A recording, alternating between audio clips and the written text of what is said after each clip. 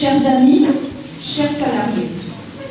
Je vous souhaite la bienvenue pour la présentation du projet associatif En mouvement pour construire demain, en présence de notre grand témoin, monsieur Yannick Blanc, qui est là, que je remercie d'avoir accepté de contribuer à cette journée, et je vous laisserai monsieur Blanc vous présenter tout à l'heure. Je remercie toutes les personnes qui se sont investies dans les groupes de travail, les comités de pilotage, qui ont assuré la rédaction et la mise en forme du document, ainsi que celles et ceux qui ont organisé cette journée. Je remercie M.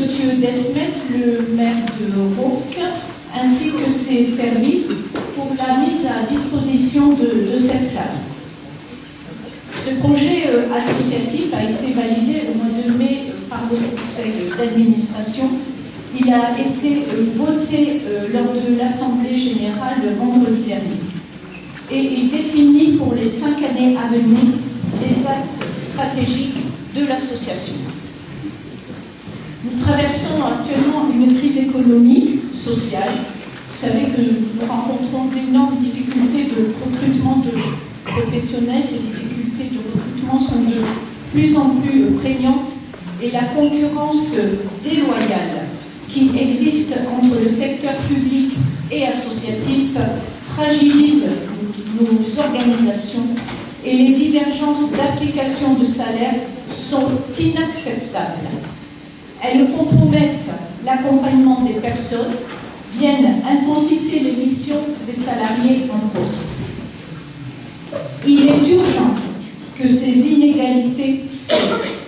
Cependant, l'association affirme sa volonté d'être actrice de la transformation des services aux personnes accompagnées et à leurs familles.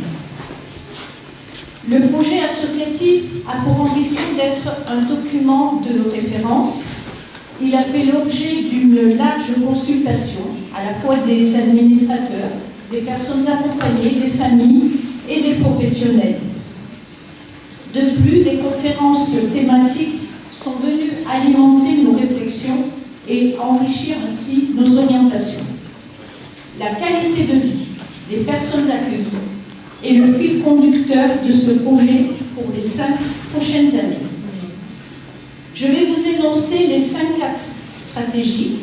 Chaque axe est décliné en actions. J'ai choisi une action qui fait écho à l'exposé d'orientation présenté et voté lors de l'Assemblée générale. L'axe 1, une association qui revendique un accompagnement de qualité au quotidien. L'action de maîtriser les enjeux liés au vieillissement des personnes accompagnées.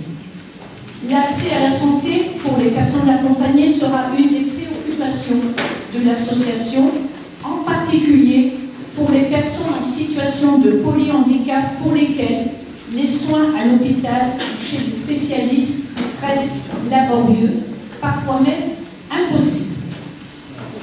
Comment améliorer l'accès aux soins et fluidifier le parcours de santé des personnes? Le vieillissement reste toujours une priorité associative.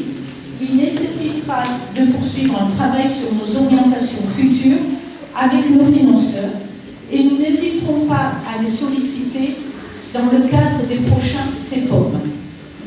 L'axe 2, une association qui reconnaît une triple expertise dans l'accompagnement des personnes. Développer des relations de qualité avec les parents en tant qu'association parentale.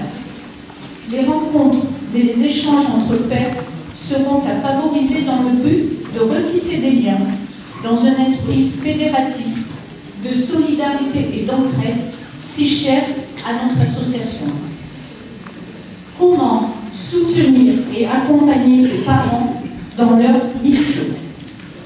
L'axe 3, une association innovante, dynamique et qui travaille en transversalité. L'association est reconnue par ses financeurs et partenaires comme une association innovante et dynamique. Depuis toujours, le conseil d'administration et les professionnels s'appliquent à créer des réponses adaptées et diversifiées au regard des besoins des personnes accompagnées. Cette dynamique doit se poursuivre et se développer pour une meilleure inclusion, mais pas à n'importe quel prix, je reviendrai en conclusion, des personnes accompagnées dans la société d'aujourd'hui et de demain. L'axe 4, une association actrice sur son territoire.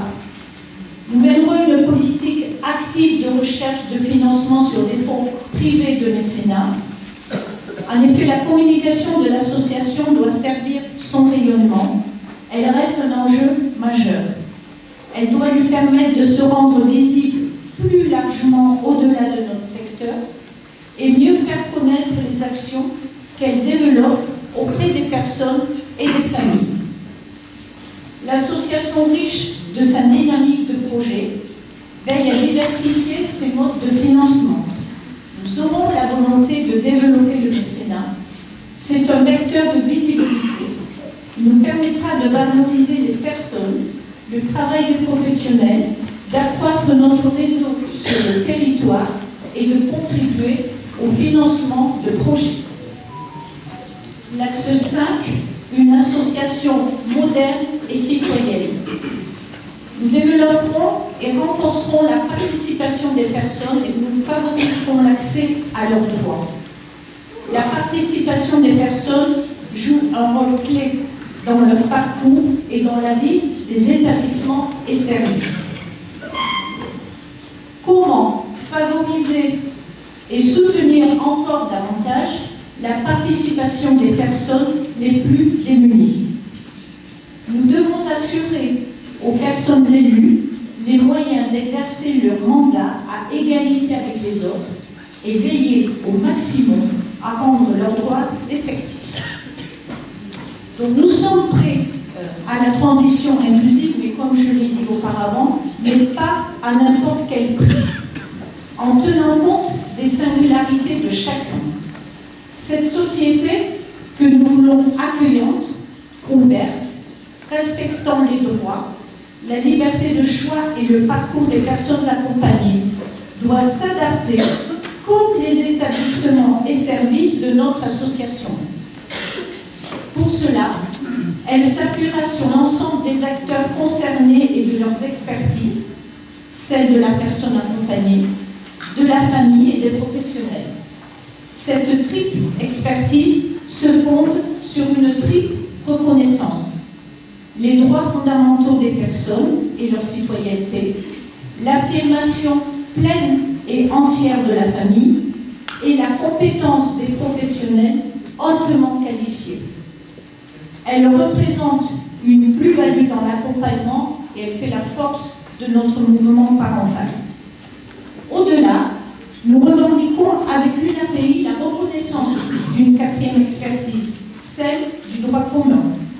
Le médico-social ne peut plus être considéré comme l'unique réponse aux attentes et aux besoins. Il nous faut d'autres alliés. Notre projet associatif, en mouvement pour préparer demain, pour construire demain, aborde l'avenir avec la volonté de relever les défis qui seront nombreux et complexes. Nous les aborderons tous ensemble, avec force, conviction et détermination.